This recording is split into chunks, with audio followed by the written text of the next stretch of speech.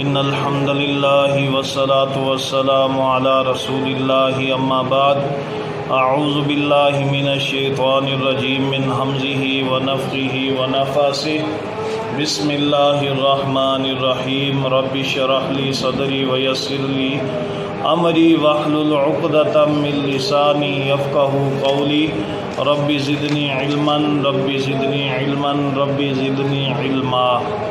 السلام علیکم ورحمۃ اللہ وبرکاتہ۔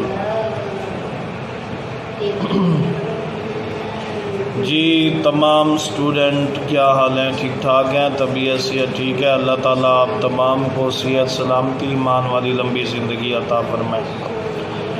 دیکھیں، جو چیز آپ کو پڑھائی جاتی ہے اس چیز پر گہری نظر رکھنے کی کوشش کیا کریں۔ صرف جو پڑھا دی جاتی ہے صرف اسی کو نہ رٹ لیا کریں، بلکہ اپنے دماغ کو جو ہے آگے چلانے کی کوشش کریں۔ اگزامپل میں اس لیے دیتا ہوں، مثالیں میں آپ کو اس لیے دیتا ہوں کہ آپ کو بات سمجھ آئے اور آپ تحقیق کرنے میں خود آگے بڑھیں۔ تو ایسا ہوتا ہے کہ میں جب امتحان لیتا ہوں تو نظر مجھے یہ آتا ہے کہ جو چیزیں میں نے پڑھائی ہیں بس اسے ہی رٹا ہوا ہے، کوئی نئے اگزامپل نہیں تلاش کرتے آپ۔ تو کوشش کیا کریں، اپنے ذہن کو دہرایا کریں، اس سے بہت زیادہ فائدہ ہوگا۔ اچھا جی، ہم نے جو ہے اصول حدیث کے اندر جو پڑھا ہے اس کے اندر حدیث کی اقسام پڑھ رہے تھے۔ حدیث کی اقسام میں سے بھی ہم نے نوعیت کے اعتبار سے حدیث کا مقام پڑھ لیا ہے، نسبت کے اعتبار سے ہم نے پچھلا لیکچر پڑھا۔ تو آج جو ہے آپ لکھیں گے کہ ہم نے نسبت کے اعتبار سے موقوف حدیث پڑھ لیا ہے، مرفوع حدیث پڑھ لیا ہے اور مکتوب پڑھ لیا اور حدیث قدسی پڑھ لیا۔ یہ چار پڑھی تھی ہم نے پچھلی دفعہ۔ آج ہم پڑھیں گے سنت ترکیہ۔ سنت ترکیہ لکھیں گے آپ، سب سے پہلے ہیڈنگ دیں سنت ترکیہ کی، اس کے نیچے لکھیں گے جو چیز رسول اللہ صلی اللہ علیہ وآلہ وسلم نے نہ کی ہو، ترک کی ہو، سنت ترکیہ کہلاتی ہے۔ اس پر میں آپ کو دو مثالیں دوں گا، اس کے بعد جو ہے آپ بھائیوں نے خود تلاش کرنی ہے حدیث مبارکہ سے کہ سنت ترکیہ ہوتی کیا ہے۔ ٹھیک ہو گیا؟ مثال کے طور پر ہم نماز پڑھتے ہیں، نماز سے پہلے اذان ہوتی ہے، لوگ اکٹھے ہوتے ہیں اور اقامت ہوتی ہے اور اس کے بعد جماعت کھڑی ہوتی ہے، نماز ہوتی ہے۔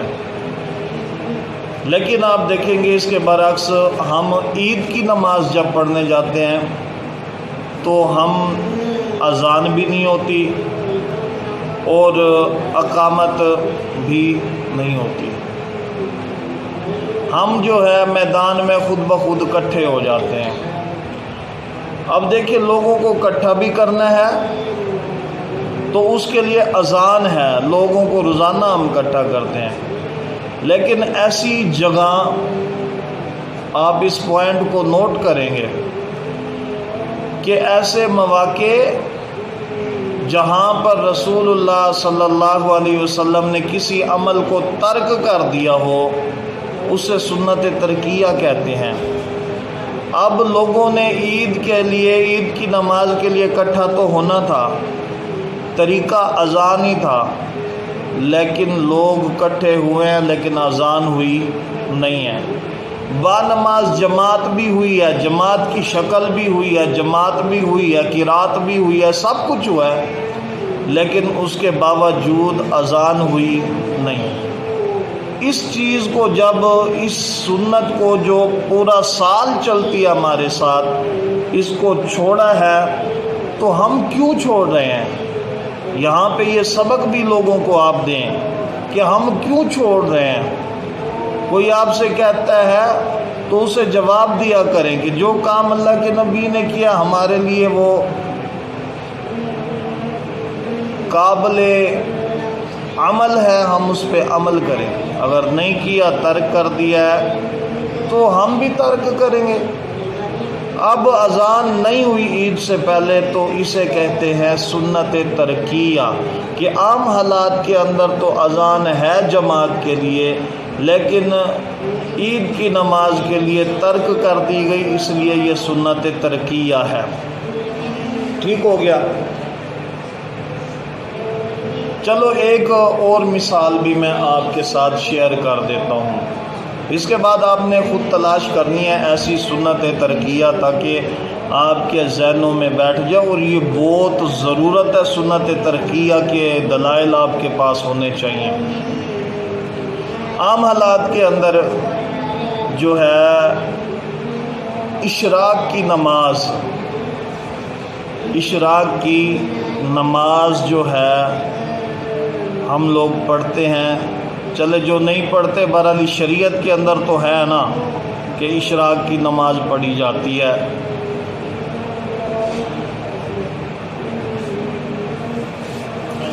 تو اشراق کی نماز پڑھتے ہوئے ہم اس بات کو دیکھیں کہ اشراق کی نماز پورا سال ہے ہمارے ساتھ ساتھ ہے، یہ رسول اللہ صلی اللہ علیہ وآلہ وسلم کی سنت ہے۔ آپ پڑھتے تھے، آپ صلی اللہ علیہ وسلم نے فرمایا انسان کے جسم کے جوڑ ہیں 360 ہیں یا اس سے زیادہ کی بات ہوئی، بہرحال جوڑ جو ہے جتنے بھی ہیں ان سب کا صدقہ کرنا ہے۔ اب ہر بندہ اتنا صدقہ تو نہیں کر سکتا، کیسے کرے؟ آپ نے فرمایا کہ اشراق کی 2 رکعت پڑھ لیتا ہے تو اس نے اپنے جسم کا صدقہ کر دیا۔ تو اب دیکھیں عام حالات کے اندر یہ سنت، اس پر عمل کیا جاتا ہے، پورا سال کیا جاتا ہے، مگر یہ سنت ترکیہ بھی ہے۔ وہ اس طرح ہے کہ عید کی نماز سے پہلے کوئی نوافل نہیں ہے۔ صحیح بخاری میں دیگر کتب حدیث میں بھی موجود ہے، نماز فجر اور عید نماز کے درمیان جو ہے پھر کوئی بھی نوافل نہیں ہے، نوافل نہ بعد میں ہیں نہ پہلے ہیں۔ اب پورا سال ہوتی ہے یہ نماز، لیکن اس دن یہ نماز نہیں ہوتی، سنت کو ترک کیا جاتا ہے، تو اس لیے یہ بھی سنت ترکیہ ہے۔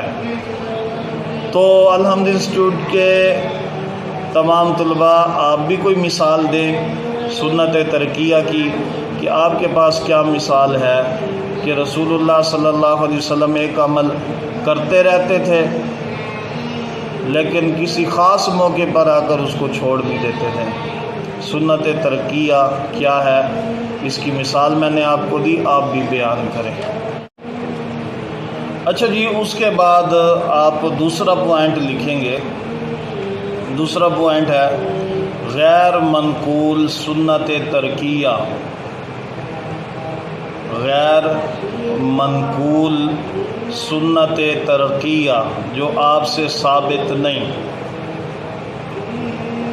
رسول اللہ صلی اللہ علیہ وسلم نے نہ وہ عمل کیا، نہ صحابہ نے کیا، شریعت میں اس کی اصل موجود نہ ہو، یہ غیر منقول سنت ترکیہ کہلاتی ہے۔ نہ اللہ کے نبی صلی اللہ علیہ وسلم سے ثابت ہو، نہ صحابہ کرام سے ثابت ہو رضوان اللہ علیہم اجمعین، اور اس کی اصل موجود نہ ہو، یہ غیر منقول سنت ترکیہ کہلاتا ہے۔ مثال کے طور پر میں 1-2 مثالیں دیتا ہوں۔ کچھ معاملات ایسے بھی ہوتے ہیں کہ وہ مردوں کے ساتھ نہیں ہوتے، انبیاء کرام کے ساتھ نہیں ہوتے، تو وہ غیر منقول سنت ترکیہ میں شمار ہوتے ہیں۔ مثال کے طور پر معاذہ کہتی ہے رضی اللہ تعالیٰ عنہ، میں نے سیدہ عائشہ رضی اللہ تعالیٰ عنہ سے پوچھا، سوال کیا، کس چیز کے بارے میں؟ کہتی ہیں کہ میں نے کہا عورتوں کا کیا معاملہ ہے کہ وہ روزوں کی قضا دیتی ہے اور نماز کی قضا نہیں دیتی۔ سیدہ عائشہ رضی اللہ تعالی عنہا نے فرمایا روزوں کی قضا کا حکم دیا جاتا تھا اور جبکہ نماز کی قضا کا حکم نہیں دیا جاتا تھا۔ اب اس حدیث پر غور کریں کہ روزوں کی قضا کا حکم دیا جاتا تھا اور نماز کی قضا کا حکم نہیں دیا جاتا تھا۔ چلیں اس سے مسئلہ استدلال بھی کرتے ہیں۔ یہ اہم مسئلہ بھی ہے کہ ایسی عورت جو حیضہ ہو، جسے ٹائم پیریڈ ہو رمضان المبارک میں، اسے روزے چھوڑنے پڑ جائیں تو ایسا نہیں ہے کہ اسے روزے معاف ہی ہو گئے، بالکل نہیں۔ جب رمضان المبارک ختم ہوگا تو پھر وہ جتنے روزے چھوڑے گی وہ مکمل رکھے گی، گنتی پوری کرے گی رمضان المبارک کی دنوں کی، روزوں کی۔ لیکن نماز جو ہے وہ معاف ہو جاتی ہے، نماز کی گنتی پوری نہیں کرنی۔ یہی بات سیدہ عائشہ فرماتی ہیں رضی اللہ تعالیٰ عنہ۔ اب دیکھیں یہ غیر منقول سنت ترکیہ ہے، غیر منقول، یعنی آپ صلی اللہ علیہ وسلم کے ساتھ اس کا واسطہ نہیں ہے۔ آپ صلی اللہ علیہ وسلم مرد ہے، یا میں اس طرح مثال دیتا ہوں، مرد جو ہوتے ہیں ان کو ٹائم پیریڈ کا مسئلہ نہیں ہوتا۔ سنت یہ ہوتی ہے کہ رسول اللہ صلی اللہ علیہ وسلم کوئی عمل کرتے تھے، جیسا کہ آپ صلی اللہ علیہ وسلم ظہر سے پہلے نماز پڑھتے تھے، ٹھیک ہے، نوافل پڑھتے تھے، رکعت پڑھتے تھے، ظہر کے بعد پڑھتے تھے، فجر سے پہلے کی سنتیں پڑھتے تھے، یہ سنتیں، ٹھیک ہے۔ لیکن یہ غیر منقول سنت کیا ہے کہ جس کا آپ کے ساتھ تعلق نہیں ہے، جس کا مردوں کے ساتھ، یعنی کہ میں مرد ہوں، میرے ساتھ تعلق نہیں ہے ٹائم پیریڈ کا، ہمارے ساتھ کیا تعلق ہے، یہ عورتوں کے ساتھ تعلق ہے۔ اب یہ دین تو ہے لیکن اس کا رسول اللہ صلی اللہ علیہ وسلم کے ساتھ تعلق واسطہ نہیں ہے، یہ غیر منقول سنت ترکیہ ہے۔ اچھا، یہ چیزیں بھی شمار ہوتی ہیں غیر منقول سنت ترکیہ کے اندر۔ مثال کے طور پر اذان ہوتی ہے، اذان سے پہلے اونچی آواز میں کوئی چیز پڑھنا یا اذان کے بعد اونچی آواز میں کوئی چیز پڑھنا۔ آپ کسی سے سوال کریں جی کیوں ایسا کرتے ہیں، جبکہ یہ اذان اصلی صورت میں موجود ہے۔ سیدنا بلال رضی اللہ تعالیٰ عنہ یہ اذان دیتے تھے، جب یہ اذان دیتے تھے اس سے پہلے بھی کچھ نہیں پڑھتے تھے اونچی آواز میں، اور اس کے بعد بھی اونچی آواز میں کچھ نہیں پڑھتے تھے۔ اب اذان جو ہے وہ مؤذن دیتا تھا، رسول اللہ صلی اللہ علیہ وسلم نے دی نہیں نا، ٹھیک ہو گیا۔ تو آپ کے ساتھ اس کا یعنی آپ نے اس سنت کو ادا نہیں کیا، لیکن سیدنا بلال رضی اللہ تعالیٰ عنہ نے اذان آپ کے سامنے دی ہے، یعنی اذان کا آپ سے دینا ثابت نہیں ہے، یہ غیر منقول سنت ترکیہ ہے۔ اگر نبی صلی اللہ علیہ وسلم خود اذان دیا کرتے تو یہ سنت ہوتی رسول اللہ صلی اللہ علیہ وسلم کی، ہم کہتے کہ یار اللہ کے نبی نے دی ہے صلی اللہ علیہ وسلم۔ تو اذان جو ہے یہ بھی سنت غیر منقول، یعنی کہ آپ صلی اللہ علیہ وسلم سے منقول نہیں ہے، سنت ہے۔ تو اس بات کو آپ سمجھ چکے ہوں گے، 2 دلائل میں نے دے دیے، آپ نے مزید دلائل تلاش کرنے ہیں کہ جو دین تو ہے، اب روزے رکھنے ہیں بعد میں پورے کرنے ہیں، دین تو ہے لیکن آپ کے ساتھ اس کا تعلق نہیں ہے۔ اذان ہے لیکن آپ نے اذان دی نہیں ہے۔ ایسے مسائل یا ایسی حدیثیں آپ تلاش کریں اور ہر بندہ ایگزامپل تلاش کرے تاکہ اسے معلوم ہو کہ غیر منقول سنت ترکیہ کیا ہوتا ہے۔ اچھا جی، تو خبر واحد اور خبر متواتر کیا حجیت دین ہے؟ کیا یہ دین کا حصہ ہے؟ تو اس گروہ نے یہ کہا کہ دو چیزوں میں تقسیم کر دیا پھر حدیث کو انہوں نے کہا کہ ہم اس طرح کرتے ہیں، حجت ہمارے لیے وہ ہوگی جو چیز قطعی ہوگی، اور جو چیز ظنی ہوگی وہ ہمارے لیے حجت نہیں ہوگی۔ قطعی کیا ہے؟ قطعی کہتے ہیں یقین کو، جو یقینی چیز ہو، اور ظنی کیا ہے کہ جو گمان ہوتا ہے، جو ظن ہوتا ہے انسان کا، گمان کیا جاتا ہے، یار اس کے بارے میں یہ میرا گمان ہے۔ تو جو حدیث گمان پر ہوگی وہ کہتے ہیں، یا کوئی بھی وحی ہے، قرآن مجید جو ہے وہ قطعی ہے۔ اسی طرح وہ کہتے ہیں کہ جو حدیث متواترہ ہے وہ بھی قطعی ہے، کیونکہ وہ مختلف طریقوں سے اسے پرکھا گیا، مختلف لوگوں سے پرکھا گیا، پھر جا کے پتہ چلا وہ کیا ہے، وہ قطعی ہے۔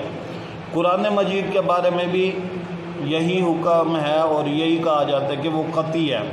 وہ کہتے ہیں جب یہ قرآن مجید اور حدیث متواترہ قطعی ہے تو یہی ہمارے لیے حجت ہے، دین میں حجت یہی ہے، عمل اسی پہ کریں گے، تو اس کے علاوہ ہم ظنی پر نہیں کریں گے۔ اور وہ کہتے ہیں ظنی کیا ہے؟ خبر واحد ظنی ہے، وہ ایک فرد سے بات آئی ہے تو ایک فرد سے جو بات آئی ہو وہ گمان پہ رہ جاتی ہے، تو اس پر کوئی فیصلہ نہیں کیا جا سکتا، اس پر کوئی عقیدہ نہ بنایا جائے، اس پر کوئی بات نہ کی جائے۔ تو یاد رکھیں، اب دو جماعتیں بنی، ایک جماعت تھی جس نے بالکل حدیث کا رد کر دیا، اس نے کہا حدیث کو چھوڑ دو، بالکل قرآن مجید قطعی ہے، اسی پر دین بنا لو، اور انہوں نے اسی کو دین مانتے ہوئے حدیث مبارکہ کا رد کر دیا۔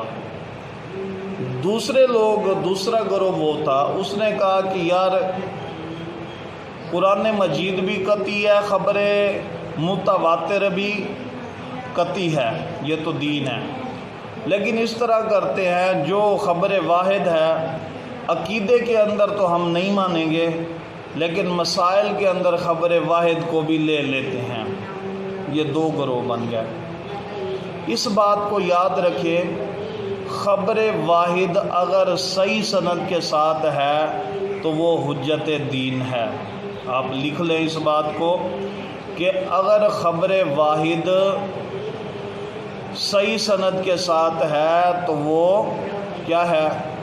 حجت دین ہے۔ اب آپ لکھیں گے کہ دلائل خبر واحد کے حجت ہونے میں سب سے پہلی دلیل اللہ تعالیٰ فرماتے ہیں قرآن مجید میں، سورۃ نمل، اسے اٹھائیں گے دیکھیں گے، فقال ما لی لا اری الہدہد ام کان من الغائبین۔ ایک نبی کا ذکر کیا ہے کہ اللہ تعالیٰ نے اس نبی کو بڑی شان شوکت دی تھی، اور وہ سلیمان علیہ السلام ہیں۔ ان کو پرندوں پر، جانوروں پر، ہواؤں پر، ہر چیز پر جو ہے قابو دیا ہوا تھا، وہ اللہ تعالیٰ نے ان کو بادشاہت دی ہوئی تھی۔ تو ہدہد ایک پرندہ ہے، قرآن مجید نے کہا کہ سلیمان علیہ السلام جو ہیں انہوں نے اپنے دربار میں دیکھا جو لوگ وہاں پر مسلسل ہوتے تھے ان میں سے ایک پرندہ ہدہد بھی تھا، لیکن وہ دربار میں نہیں تھا۔ تو انہوں نے پوچھا کہ ہدہد کہاں ہے؟ انہوں نے کہا اللہ کے نبی پتہ تو نہیں ہے ہدہد کہاں ہے۔ پھر کافی دیر گزر گئی، یہاں تک کہ غصے میں آئے، انہوں نے کہا ہدہد آیا تو پھر جو ہے نا آج اس کا کام تمام ہونا چاہیے، یہ بتا کے نہیں گیا۔ ہدہد جب واپس آیا، فقال ما لی لا اری الہدہد ام کان من الغائبین، کہاں غائب ہو گیا تھا یار تو؟ اس نے کہا کہ ایک عورت ہے، اس کے پاس تخت ہے، وہ اس پہ بیٹھتی ہے، بادشاہت کرتی ہے، سارا جو واقعہ ہے قرآن مجید کا وہ آپ پڑھیں تو آپ کو سمجھ آ جائے گی۔ سورۃ نمل کے اندر۔ تو اب یہاں پر بات یہ سمجھانا چاہتا ہوں کہ سلیمان علیہ السلام نے ایک شخص کی، اور وہ پرندہ تھا، اس کی بات پر اس ملکہ کے تخت کو اٹھوا لیا تھا کہ وہ اسے دین کی دعوت دیں اور وہ جو کام کر رہی ہے اس سے روکیں۔ تو معلوم ہوا ایک بندے کی خبر بھی اگر وہ سچا ہو تو اس کی بات بھی حجت ہوتی ہے، دین ہوتی ہے۔ ٹھیک ہو گیا۔ دوسری بات آپ لکھیں کہ رسول اللہ صلی اللہ علیہ وآلہ وسلم نے سیدنا معاذ ابن جبل رضی اللہ تعالیٰ عنہ کو یمن کی طرف بھیجا۔ دوسری دلیل صحیح مسلم کے اندر ہے، یمن کی طرف بھیجا تو آپ نے کہا اے معاذ آپ کو یمن کی طرف بھیج رہا ہوں، اہل کتاب لوگوں کی طرف، ان کو جا کر سب سے پہلے لا الہ الا اللہ کی دعوت دینا، پھر انہیں نماز کا حکم دینا، پھر انہیں جو ہے زکوٰۃ کا بتلانا، روزوں کا بتلانا، سٹیپ بائی سٹیپ بتانا۔ اب مجھے بتائیں کہ رسول اللہ صلی اللہ علیہ وسلم نے جس کو بھیجا کوئی ایک پوری جماعت تھی یا فرد واحد تھا؟ خبر واحد لے کر حضرت معاذ رضی اللہ تعالیٰ عنہ اہل یمن کی طرف گئے، ایک ہی بندہ تھا، اور وہاں پہ جا کے کیا کیا؟ اللہ کے دین کو پھیلایا۔ مطلب کیا ہے؟ یہ ہے کہ ایک بندہ بھی اگر وہ سچا ہو، آپ کو معلوم ہو یہ سچا ہے، تو اس کی بات دین کے اندر حجت ہے۔ اگر وہ سچا ہے، صحابی ہے، اس کی بات دین کے اندر حجت ہے۔ خبر واحد کیا ہوتی ہے؟ حجت ہوتی ہے۔ اچھا جی، اسی طرح صحیح مسلم کے اندر آپ دیکھیں گے تیسری دلیل کہ نبی صلی اللہ علیہ وسلم بڑی خواہش رکھتے تھے کہ بیت اللہ کی طرف منہ کر کے نماز پڑھوں۔ آپ کو پتہ ہے، معلوم ہے کہ سب سے پہلے جب اسلام نیا تھا تو اللہ کے نبی صلی اللہ علیہ وسلم اور صحابہ کرام جو ہے وہ بیت المقدس، فلسطین بیت المقدس کی طرف منہ کر کے نماز پڑھتے تھے، قبلہ اس طرف تھا۔ تو پھر آپ صلی اللہ علیہ وسلم بڑی خواہش کرتے تھے کہ قبلہ بیت اللہ کی طرف ہو جائے۔ الغرض نبی صلی اللہ علیہ وسلم نماز پڑھا رہے تھے تو وہی آ گئی کہ قبلہ کس طرف ہو چکا ہے؟ بیت اللہ کی طرف ہو چکا ہے۔ تو صحابہ کرام اللہ کے نبی صلی اللہ علیہ وسلم نے نماز کے اندر ہی اپنا رخ تبدیل کر لیا، فلسطین سے بیت المقدس سے بیت اللہ کی طرف کر لیا، حرم پاک کی طرف کر لیا، اپنا چہرہ مبارک، قبلہ چینج ہو گیا۔ صحابہ نے کیا کیا؟ قبلہ چینج کر لیا۔ ایک شخص چلا، وہ جا رہا تھا، اس نے دیکھا کسی مسجد میں یا کسی جگہ پر نماز ہو رہی تھی، بجماعت ہو رہی تھی، تو اس ایک شخص نے آواز دی اور کہا کہ قبلہ چینج ہو گیا ہے، اب نماز پڑھنی ہے کس طرف؟ منہ کر کے بیت اللہ کی طرف۔ جیسے ہی آواز سنی تو لوگوں نے اپنا چہرہ، حدیث میں کیا ہے صحیح مسلم میں، اپنا چہرہ قبلے کی طرف، بیت اللہ کی طرف پھیر لیا۔ اب یہاں پر ایک پوری جماعت نے تو بات بیان نہیں کی، صرف ایک صحابی نے بتلا دیا کہ یہ ہوا ہے، صحابہ نے مان لیا۔ تو یہ تیسری دلیل تھی کہ خبر واحد حجت ہوتی ہے، خبر واحد دین کے اندر حجت ہوتی ہے۔ تو آج ہم نے جو ہے پڑھا کہ خبر واحد کے بارے میں اور احاد کے بارے میں۔ احاد کہتے ہیں خبر واحد کو، اور متواتر کہتے ہیں مسلسل یا مختلف ذرائع سے آئی ہوئی خبر کو، اور یقینی قطعی کو کہتے ہیں یقینی، اور ظنی کو کہتے ہیں گمان۔ ہم نے کہا کہ قرآن مجید اور حدیث متواترہ قطعی ہے، اور ایک گروہ نے کہا کہ خبر احاد جو ہے، خبر واحد جو ہے یہ ظنی ہے، حالانکہ ایسا نہیں، اگر وہ صحیح سند کے ساتھ آئے تو وہ بھی قطعی ہوتی ہے۔ ٹھیک ہو گیا؟ تو یہ آج کا اصول حدیث کا سبق تھا۔ تمام بھائی یہ سبق لکھ لیں اپنے پاس۔